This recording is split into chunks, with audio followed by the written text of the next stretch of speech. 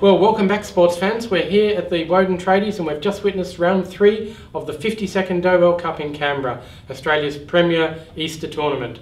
The games have gone more or less according to plan and the cream is rising to the top at the moment. We had a big win by Liviu-Dieter Nisipeanu against the Azeri student who's studying in Melbourne, Kanan Izzat. A great game by Nisipeanu. We had a win by Luke Van Willy, pretty routine, over Gary Lane of Australia. So those two are on 100%. They were joined by Zhao Zhongwan, who demolished Junta Ikeda, the local hope, the ACT champion. So the Australian #1 joins those two on 3 out of 3. And the surprise packet, also on 100%, is 14-year-old from Melbourne, Carl Zalesko. He crushed Trevor Tao, the #1 rated player in Adelaide, international master. He absolutely pushed him off the edge of the board, and so he will play one of the Grandmasters in the next round.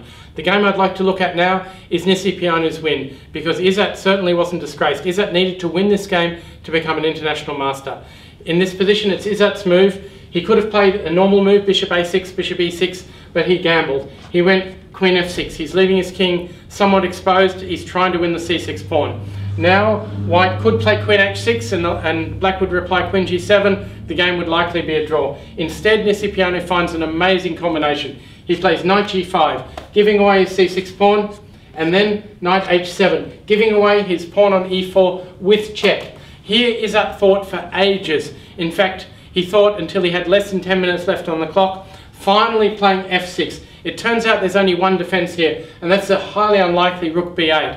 But after f6, Nisipeanu also had a long think, and he found a brilliant forced win. It was queen h6, the obvious move, but it does allow queen takes pawn check, king across, and bishop b7. And in his initial calculations, Izzat thought that this would actually be close to winning for black because of the threat of queen takes g2. If you try to block it, there's lots of queen checks. But instead, Nisipeanu found a stunning move, knight g5, giving away the knight, but also giving away the pawn on g2 with check.